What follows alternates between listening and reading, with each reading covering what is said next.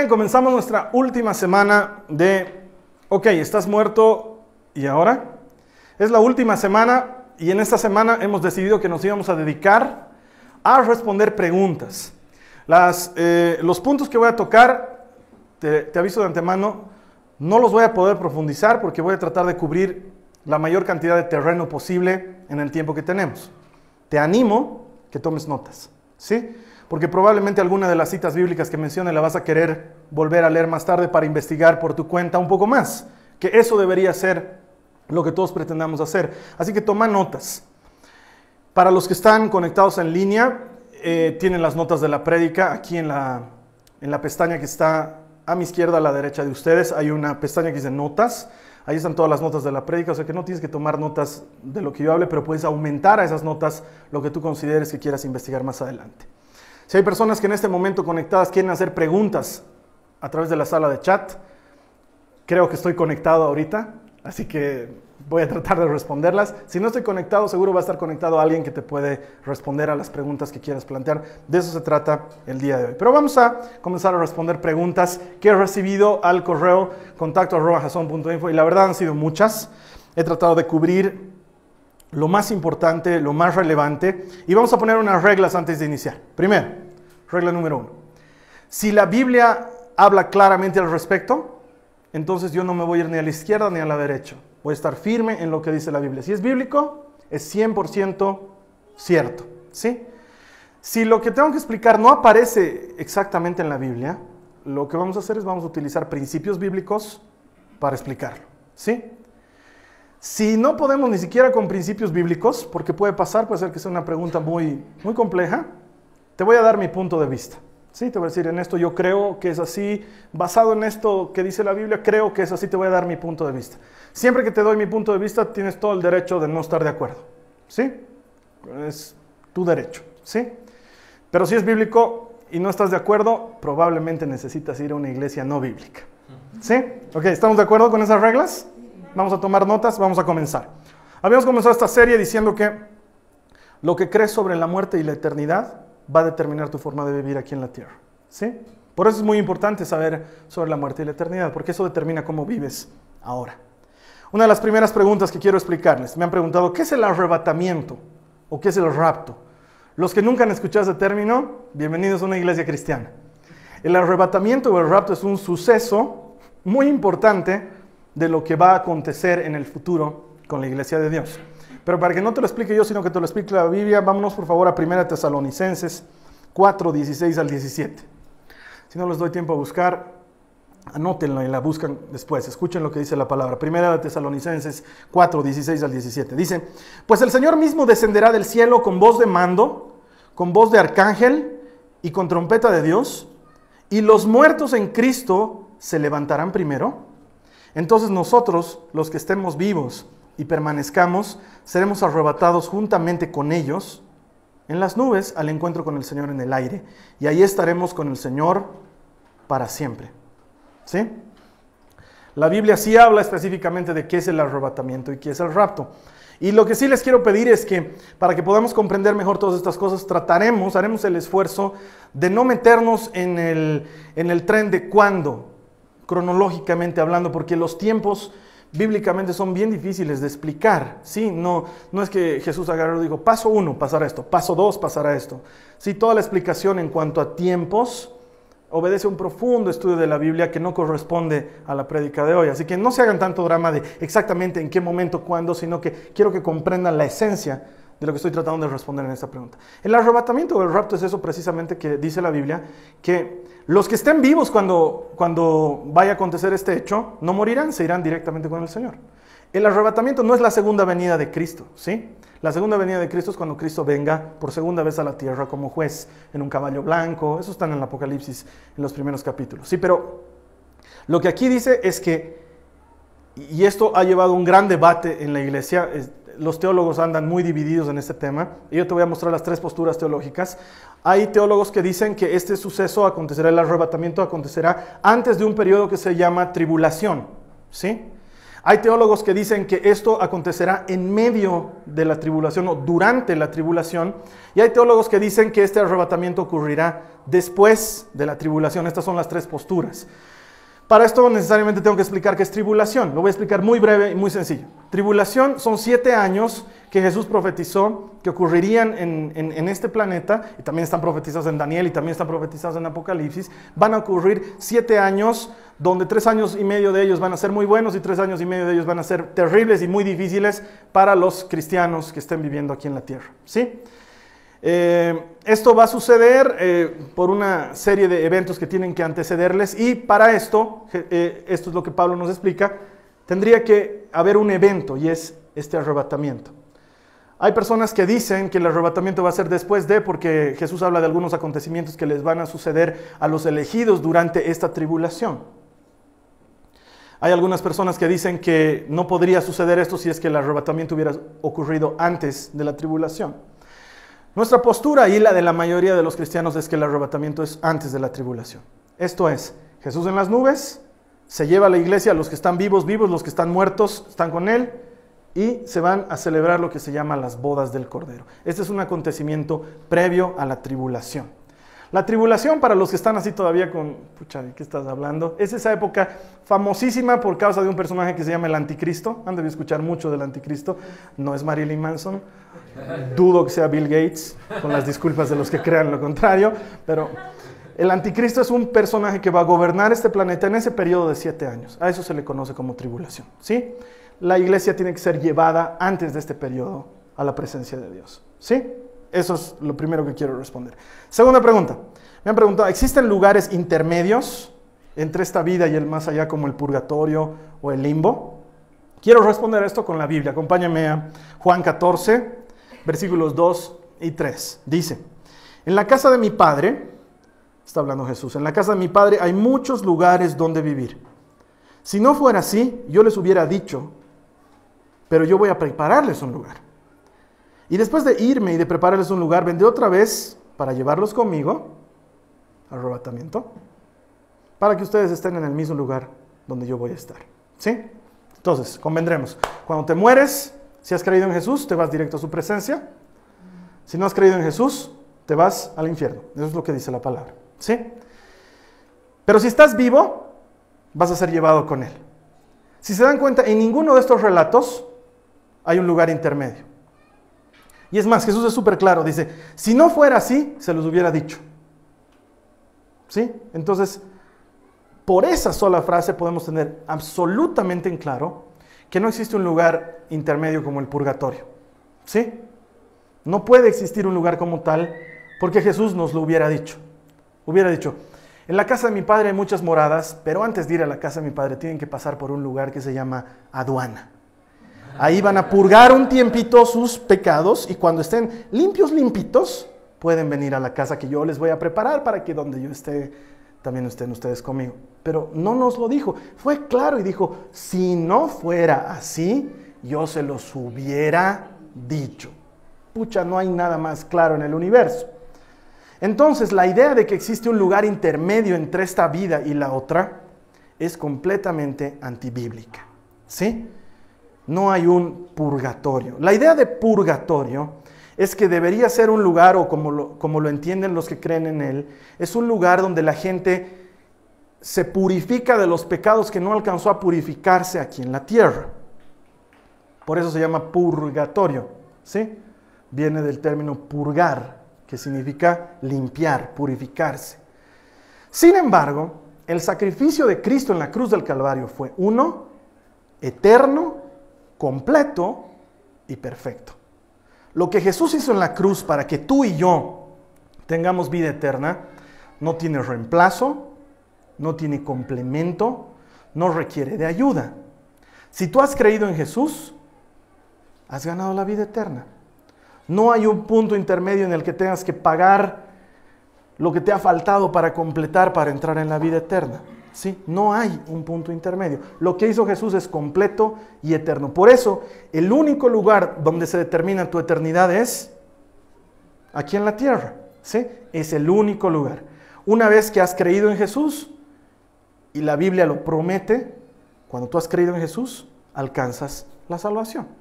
Es así como funciona. Entonces, no existe un lugar tal como el purgatorio. En cuanto al limbo, no sé si alguna vez lo han escuchado, es mi deber explicarlo brevemente. Había en tiempos medievales, si vale el término, la concepción de que cuando los niños morían antes de haber sido bautizados, tenían que irse a un lugar intermedio entre esta vida y el más allá, que se llamaba el limbo. Y la tradición contaba que este limbo era un lugar oscuro, y cada cierto tiempo entraba María y encendía la luz, y los que lograban agarrarse del manto de María pasaban a la vida eterna, y los otros tenían que seguir en el limbo, ¿sí? Por eso es que alguna vez te debe pasar, sobre todo los catedráticos, dicen, ¿qué pasa? Estás en el limbo vos, porque estás ahí dando vueltas, digamos, ¿no? Este lugar obviamente no existe, ¿sí? No existe para nada. El bautismo no es para salvación, el bautismo es un acto de fe, entonces no es que te bautizas y te salvas, no tiene nada que ver una cosa con la otra, pero fue un bestseller en su momento porque había mucha mortandad infantil a causa de las muchas enfermedades que habían en su época. Sin embargo, bíblicamente no existe un lugar así. Ok, siguiente pregunta. ¿Pueden vernos desde el más allá? ¿Alguna vez te has preguntado eso? Los que se han muerto pueden vernos. De hecho, mucha gente dice, lo leo sobre todo muy frecuentemente en Facebook, gente que se le muere algún ser querido, y hay otra gente que los animan, ¿no? Y le dicen, ¿sabes qué? Ten fuerza, pero ahora ya tienes un ángel que te está cuidando desde allá. Y yo cuando leo eso digo, más bien ya tienen un ángel, porque con Dios estaban fregados, como es tan malo y tan agresivo. Entonces, al menos hay alguien ahora cuidándolos allá. No será omnipresente, pero por lo menos los está cuidando. No existe eso. No existe, es la verdad. Hay gente que dice, qué feliz estoy de que mi abuelita Chacha me está viendo desde el más allá. Y yo te digo una cosa, si tu abuelita Chacha te estuviera viendo desde el más allá, estoy seguro que hay momentos en los que no quisieras que te esté viendo. Es más, te arruinaría el momento. O sea, la verdad de la vida es que nadie puede vernos desde el más allá. No hay manera que la gente que está más allá o nos vea o nos cuide, ¿sí? De hecho, la Biblia nos dice que abogado tenemos en Cristo y que Dios es nuestro Padre. No necesitamos a alguien que nos esté cuidando desde el más allá. De hecho, las personas a las que no se les ha muerto nadie estarían en desventaja porque no tendrían quien las cuide, digamos, ¿no es cierto? O sea, eso no sucede realmente. ¿Y en qué fundamento esto? En el principio bíblico que hemos compartido un par de semanas atrás, de la historia que Jesús nos cuenta de Lázaro y este hombre rico, ¿sí? Este hombre rico estaba preocupado por los suyos, pero en ninguna parte de la historia dice que los veía. Ni Lázaro veía lo que estaba pasando ahí, ni Abraham veía lo que estaba pasando en esta vida. Ninguno de ellos podía verlo. Porque de otra manera Jesús hubiera incluido algo así como el rico diciendo, tengo 5 hermanos y mira Abraham lo que están haciendo. Digamos, ¿no? Pero ninguno de ellos podía ver lo que estaba aconteciendo en esta vida. O sea que definitivamente no se puede ver desde allá hasta acá. Y de hecho el cielo no sería lo mismo. Una de las grandes preocupaciones que tienen todas las personas en relación a morir es que dicen, si me muero, ¿qué va a pasar con mis hijos? ¿Qué va a pasar con mi familia? ¿Cómo los voy a dejar? Y te imaginas que te mueras y los veas, no lo están pasando bomba los que se quedan aquí, ¿verdad? Están sufriendo. Y tú no podrías ir a un lugar donde ya no hay más dolor, ya no hay más sufrimiento, si sigues viéndolo ahí sufriendo. No creo que agarres y digas, pena, ¿no? Yo ya estoy aquí feliz. Sufran por mi ausencia. Tanto les pedía un cariñito. Ahí está. Dios, no, o sea, realmente el cielo no sería lo mismo si pudiéramos ver lo que está sucediendo aquí en la tierra. Entonces, todas esas ideas hollywoodísticas de que hay pantallas y donde estás viendo la vida de los tuyos y, mendiga, te estás por casar con otro, digamos. O sea, eso realmente no sucede en el más allá. ¿Sí? No hay manera de ver lo que está sucediendo. Vamos con la siguiente pregunta. Me preguntan, ¿existen los fantasmas? Y otra persona me pregunta, ¿los muertos regresan? Y creo que tiene mucha relación, por lo menos en el entender de la gente, una pregunta con la otra. Y de hecho ya he escuchado historias, ¿no? Porque tengo un amigo que ha visto una vez en su casa que las sillas, o hay puertas que se cierran en mi casa, Carlos Alberto, o preguntas de ese tipo, ¿no? ¿Existen los fantasmas? ¿De verdad existen los fantasmas? ¿Los muertos regresan? ¿Le puedo preguntar a mi papá dónde dejó las llaves del auto? Que son 7 años que no las encontramos. O sea, todas esas cosas tienen que ver con una misma pregunta. Vamos a ver lo que dice la Biblia en Hechos 9:27. Dice, Y así como está establecido que los hombres mueran una sola vez, y después de esto, el juicio. Entonces, el hombre muere y va a enfrentar un juicio. Eso ya lo habíamos visto en una anterior semana. No hay manera de que ese hombre regrese. Si se dan cuenta, basándonos otra vez en la misma historia de Lucas 16, de Lázaro y el rico, ni Lázaro podía ir donde el rico, ni el rico podía ir donde Lázaro, ni Abraham le dice, ok, ya lo mandaremos a Lázaro a que vaya y hable con... No, nada de eso sucede, porque nada de eso es posible. Entonces, si entendemos fantasmas como espíritus de los muertos que vienen a visitarnos, definitivamente no. Los fantasmas de ese tipo no existen. O sea, todas las personas y en nuestra cultura latinoamericana es muy frecuente, sobre todo cuando estamos acabando octubre y comenzando noviembre, la gente hace toda una serie de cosas para que los muertos los visiten. Y preparan comida, y preparan mesas, y preparan... En mi país lo hacen las comidas que le gustaban al difunto, y la comida ya está por un buen tiempo, y las bebidas están ahí por un buen tiempo, y la gente llora y hace panes y cosas así, porque piensan que los muertos vuelven del más allá a comer más acá. Yo les aseguro que, que el que esté allá, cuando esté comiendo algo de allá, no va a querer volver a comer nada de acá. O sea, todo lo de allá es mejor. Y de todas maneras sabemos que ni de un lugar ni del otro hay manera de regresar. Entonces, ¿qué son estas manifestaciones extrañas que aparecen y que son innegables? Porque acontecen. Son espíritus demoníacos. Satanás, cuando fue echado del cielo, dice que se arrastró un tercio de los ángeles que estaban al servicio de Dios. Se fueron con él. Hay un tercio de rebeldes. Y los ángeles no eran pues 40, ¿no ve? Entonces se han ido unos cuantitos con Satanás. Eran miles de millones de miriadas. Y por eso se llaman los ejércitos de los cielos. Entonces, Satanás se ha llevado un buen resto de demonios con él.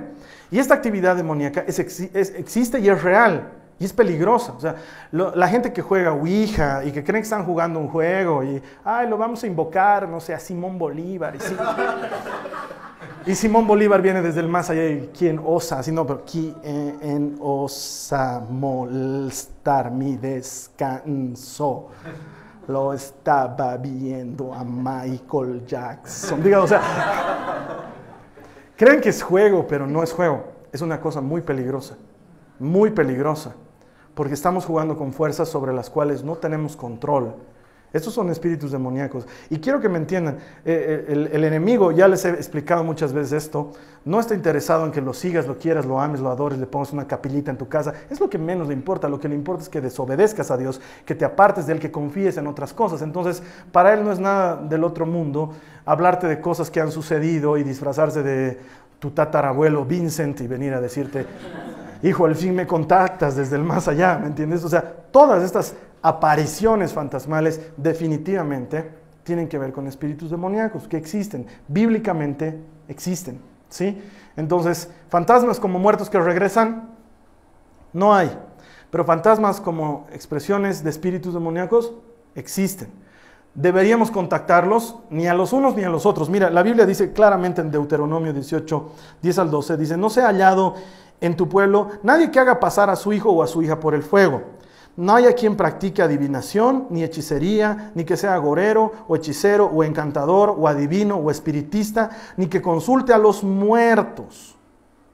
Porque cualquiera que hace estas cosas es abominable al Señor, y por causa de estas abominaciones, el Señor tu Dios expulsará a esas naciones de delante de ti. Entonces hay gente que dice, ay hermano, me lo han leído el cigarro, eso no es como que consultar a los muertos, me lo han leído el cigarro, dicen ni adivinaciones, ni hechiceros, o sea, la Biblia es bien específica en este tema, entonces, ni cartas del tarot, ni cartas de Coca-Cola, o sea, ninguna carta ni de recomendación, que no te lean cartas, o sea, las cartas y todas esas cosas no tienen que ver con lo que Dios pide, y hay cristianos que viven en el por si acaso, yo no creo, pero por si acaso que me lean algo, ¿no? Entonces, no creo, pero por si acaso que lo llamen a mi abuelito del más allá, tal vez él me pueda, ni puede venir, ni hay manera de hacer esas cosas, y para Dios son abominación. Y todas esas cosas que se hacen y que aparentemente funcionan, detrás tienen espíritus. Y cuando tú crees que estás jugando con cartitas, estás jugando con demonios, ¿sí? No es lo mismo que jugar loba o rami, sí, estoy hablando de hacerte leer el futuro, ¿ok? Siguiente pregunta. ¿Qué sucederá con nuestros cuerpos en el más allá? Y alguien también me pregunta sobre la cremación. Hay personas a las que les importa. ¿Está bien que crememos a un muerto? ¿Me pueden cremar? Los que no saben qué es cremar no es que te hagan crema, no es que es que te incineren y te hagas cenizas, ¿sí?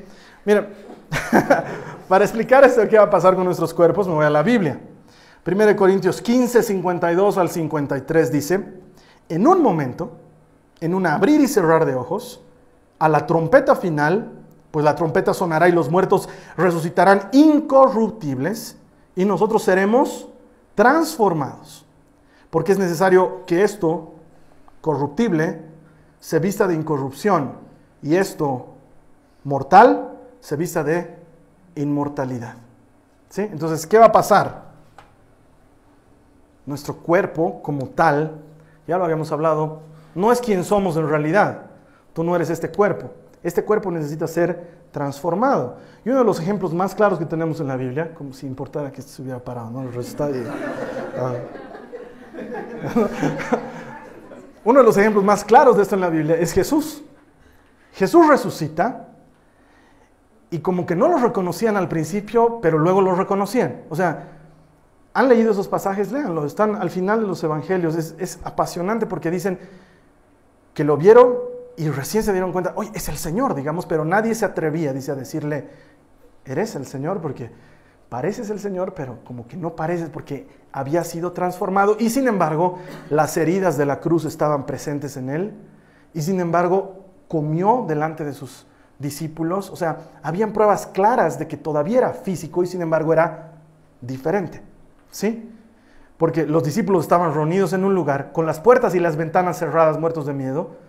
Están así abrazados y pensando qué van a hacer con sus vidas y, oye, ¿tú qué opinas? Y no sé qué, y de repente está Jesús ahí con ellos. Y todos se preguntan, ¿cómo entró? Sí, no tocó la puerta, no abrió la ventana y dijo, buenas, con permiso, estaba ahí. Entonces, seguramente ese cuerpo glorificado tenía alguna habilidad que nuestros cuerpos corruptibles aún no poseen. Entonces, sí vamos a ser transformados. Y de ahí es que viene la duda de, ¿está bien cremar a alguien? Porque ahí sí, ¿qué cuerpo va a utilizar Dios si realmente estás hecho polvo, no es cierto? La Biblia dice, polvo eres y en polvo te convertirás, ¿sí? De hecho, si nos ponemos a pensar, muchos cristianos han muerto como mártires en la hoguera. Se han quemado hasta su último cabello, o sea, se han quemado, ¿sí? Muchos cristianos han muerto como mártires en el circo italiano, en el circo romano, perdón, despedazados por los leones. Sí, y los esclavos entraban y barrían y encontraban un dedo, una uña, 2 pestañas, un ojo, medio hígado. O sea, estaban destrozados realmente, ¿sí? Si para Dios fuera realmente un problema eso, entonces estamos hablando de que Dios tendría algún defecto, ¿sí? Algo que no puede hacer. Ahora, ¿por qué se ha venido con esta idea de que la cremación no es correcta? Porque esta era una tradición pagana, no era una tradición de la iglesia inicial. Los paganos quemaban a sus difuntos, o sea, han debido ver, si han visto la película Troya, que es la más cercana, que habla sobre la cultura griega, por ejemplo, y la cultura helénica, ellos los quemaban en una pira a sus difuntos hasta que se volvían cenizas. Entonces los cristianos, queriendo distinguirse de esos pueblos paganos, no cremaban a su gente. Sin embargo, hoy en día, aunque no es mi preferencia y se ha vuelto una cuestión habitual entre las personas, yo pienso que no existe diferencia para Dios entre el que se hace polvo porque, no sé, me imagino que ahorita Jimi Hendrix ya debe estar bien pegadito a sus huesos y si nos vamos más atrás, no sé, pues, a ver, Napoleón debe estar polvo, ¿no? O sea, debe estar polvo. Entonces, el día que tengan que resucitar todos los muertos, no me imagino que Dios diga, ¿y ahora cómo hacemos con estos? Están muy antiguos y me lo han cremado. ¿Dónde está el dedo de este que ha muerto en el circo romano? ¿Dónde está? A ver, ayuden a buscar su dedo, por favor. O enterraron la pierna de este hombre acá y el resto del cuerpo allá. ¿No? Juntarlos es bien difícil. A ver, ayúdenme. Tienen que resucitar tantas personas, es bien difícil. No me imagino que algo así suceda con Dios. Si polvo eres y al polvo volverás, Para Dios no es ningún inconveniente.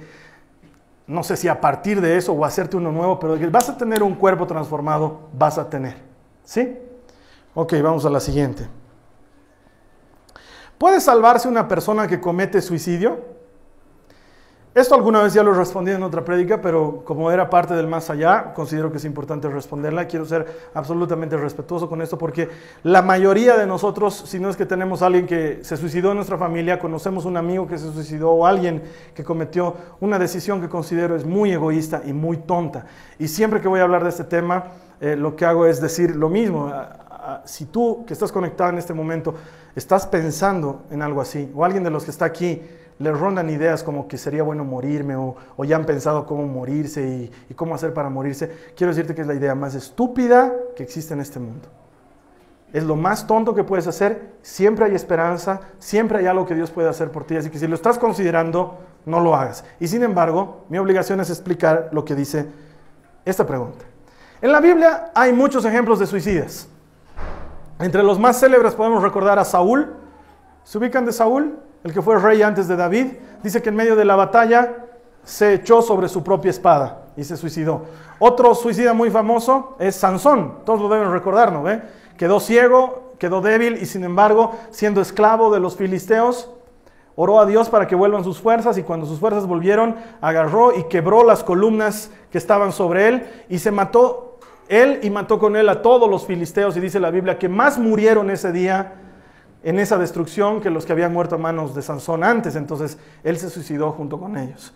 Otro famosísimo es Judas, ¿sí? Lo vendió a Jesús y luego agarró y se colgó, y estuvo tanto tiempo colgado el hombre que luego se cayó y se reventó su cabeza y su cuerpo y fue asqueroso, y todo el mundo se enteró en la época. Es lo que nos cuentan tanto el Evangelio como los Hechos de los Apóstoles, y se suicidó, ¿sí? Y como esos ejemplos hay unos cuantos más en la Biblia. Ahora, mi base bíblica es la siguiente. Efesios 2:8 dice: Dios los salvó a ustedes por su gracia cuando creyeron. Ustedes no tienen ningún mérito en eso. Es un regalo de Dios. Entonces, ¿puede salvarse una persona que comete suicidio? Si bien tengo que convenir con que el suicidio es tan asesinato como cualquier otro asesinato, porque es matar a alguien aunque sea matarte a ti mismo, sin embargo, la Biblia dice que la salvación no es por lo que hayamos hecho, sino por lo que hayamos creído. Entonces, si una persona que ha creído en Jesús se suicida, ¿puede salvarse? Creo que entra en un campo nuevo de exploración bíblica. No sé, es como el hombre, no sé, te lanzas cuando ha ocurrido el desastre de septiembre en las Torres Gemelas, mucha gente se lanzaba de las torres, y 70, 80 pisos, y estás cayendo, y de repente la gente se lanzaba, y estoy seguro que más de uno mientras se lanzaba lo decía: ¿qué he hecho? Y Señor, perdón, y sin embargo ya era demasiado tarde porque se iban a dar contra el pavimento. Y en muchos casos morir por una causa noble hasta puede ser considerado heroísmo, ¿no es cierto? Y es igualito suicidio. No sé, como el soldado que ve que les lanzan una granada y se tira sobre la granada para que sus compañeros no mueran, y sin embargo el pum, revienta, y ahí nadie dijo eso fue suicidio, es un acto heroico. O no sé, tú como padre que ves que viene un auto y está a punto de pisarlo a tu hijo y tú lo empujas, y por empujarlo te quedas ahí y el auto te pisa a ti y te mueres. Eso sería considerado un acto heroico. O si un grupo de terroristas entra al banco donde tú estás y dice todos al piso, y tú agarras y dices un momento, no, pum, y te balean, digamos, qué heroico, pero fue suicidio porque te estás ofreciendo a ti mismo para la muerte. Tiene que ver mucho con cómo lo ves y con interpretación. Y la Biblia nunca dice no suicidaréis, pero tampoco va a aplaudir que mates a alguien. Eso es un pecado, indiscutiblemente. Sin embargo, como creo que no entra dentro de la categoría de pecado imperdonable, te doy mi postura personal. Creo que una persona que se suicida puede tener oportunidad de salvarse. En la manera de ver las cosas de Dios. ¿Sigue siendo tan pecado como robar o como fornicar? Claro que sí, pero la Biblia dice que no somos salvos por lo que hacemos, sino que somos salvos por lo que hemos creído. Sí, así que, en mi opinión, una persona que se suicida puede salvarse, lo cual no significa que todos los que quieran hacerlo, bienvenidos, ¿no? O sea, es una decisión realmente tonta. Y la última pregunta que quiero cubrir es, y que creo que es para mí la más importante: ¿hay alguna otra manera de irse al cielo? ¿Hay alguna otra forma de irse al cielo? Y aunque no lo crean, esta pregunta es importante porque Son cientos los cristianos que siendo cristianos creen que otros caminos también están bien. Otras formas de pensar también están bien y otras maneras de obrar también están bien. Y esta es la postura más importante del cristianismo. La respuesta a esta pregunta es lo que define ser cristiano. Juan 14:6 dice Jesús, dijo, yo soy el camino, la verdad y la vida. Nadie viene al Padre si no es por mí. No hay otra forma. Y puede ser que suene intolerante, puede ser que suene impopular, puede ser que a mucha gente no le guste, pero es la verdad. Y es la verdad por la cual yo daría mi vida. No hay otro camino. No cuenta todo lo bueno que hayas hecho, ni tú, ni yo, ni nadie. No cuenta que hayas sido bueno y hayas creído en otro Dios. No cuenta y no existe eso de, y si hay una persona en la punta de una montaña que nunca conoció a Dios, entonces seríamos unos desgraciados de irle a hablar a esa persona de Jesús, le estamos arruinando su vida, ¿no ve? Pero lo estamos metiendo en problemas. O sea, evangelizar estaría mal, bajo el concepto de, es mejor no creer en Dios y así cuando llegues delante de Él, nunca tuve opción, Señor. Nadie me habló de ti. Bajo ese concepto no evangelizaremos. Nos quedaremos en nuestras casas, no hablaremos de Jesús. Les estamos haciendo un favor a la gente para que lleguen y pasen con 3-6 porque nunca tuvieron la oportunidad de creer en Jesús porque nadie les predicó. No seremos tan malos. Pero la verdad es otra. La verdad es que si no les avisamos hasta el último habitante de este planeta que la única manera de irse al cielo es con Jesús, igualito no van a ir. No hay otro camino. Y eso puede ser que me haga terriblemente impopular con la gente, pero es la verdad. Es la verdad. No existe otra manera de llegar al Padre si no es a través de Jesucristo. Y lo que a mí me hubiera gustado que quede de esta serie en las personas y que quede de esta serie en ti, es la pregunta, ¿estoy viviendo una vida acorde al sacrificio de Jesús? Porque lo único que tú y yo no podíamos hacer, Él lo hizo por nosotros en la cruz. No había manera de conseguir la vida eterna. Porque como el único camino al Padre era Jesús, no importa lo que hubiéramos hecho tú y yo. Hubiéramos podido trabajar doble turno en buenas obras, vivir 2 vidas, reencarnarnos si quieres, y ni aún así nos hubiera alcanzado. Porque las obras de nadie alcanzan para la salvación. Lo único que alcanzaba era un sacrificio eterno, perfecto y completo. Y eso lo hizo el único que podía ser sacerdote y cordero al mismo tiempo. Sacerdote y altar de sacrificio al mismo tiempo. El único que no pecó y que sin embargo murió, para que todo aquel que cree en Él no muera, sino que tenga vida eterna. Esa es la línea central más importante de la Biblia y por eso yo daría mi vida. No hay verdad más importante. Vamos a orar un momento. Vamos a orar ahí donde estás. Señor Jesús, te damos muchas gracias por haber hecho lo único que nosotros no podíamos alcanzar, y es darnos la vida eterna. Gracias por haber muerto en la cruz. Dale gracias tú también a Él. No basta con que lo imagines. Habla con Él, pronuncia palabras, dile Señor, gracias. Gracias ahí, tú que estás conectado en línea. Siéntete por favor en la libertad de orar. Habla con el Señor, dile gracias por haberme dado vida. Si tú estás dudando de tu eternidad, si no sabes dónde vas a pasar tu eternidad, ese es un buen momento para que le digas, Señor, abrázame, tómame, te entrego mi vida, hazme limpio, lávame por completo, te recibo como mi Señor y Salvador, porque tu palabra promete que todo el que invoque el nombre del Señor se salvará. Dale tu vida a Jesús, entrégale tu vida. ¿Realmente has creído en Jesús? Pregúntate a ti mismo si realmente has creído en Él. Porque cuando has creído en Jesús, eso te cambia para siempre. Nunca más vuelves a ser el mismo. Y tu vida empieza a reflejar que has creído en Jesús. Ninguno de nosotros es bueno, ninguno de nosotros es perfecto. La Biblia lo dice, no hay bueno ni uno solo. Y sin embargo, lo que valora a Dios no es lo buenos que podemos ser, sino que le creamos. Porque creer en Dios, cualquiera lo hace. Hasta Satanás cree en Dios. Pero creerle a Dios significa obedecerle y guardar su palabra. Si tú le has creído, tu vida debería estar dando frutos. Si hasta ahora no está dando frutos, este es un buen momento para que le digas, Señor, ayúdame a dar fruto agradable delante de ti. Díselo a Él. Todos necesitamos hacerlo, díselo, Señor, ayúdame a dar fruto agradable delante de ti. Te doy gracias porque con esta serie, Señor, creo que nos has despertado una idea clara sobre lo que hay más allá. Pero sobre todo nos has dado bases para que lo que vivamos acá nos lleve a una eternidad contigo. Gracias, Señor Jesús. Amén.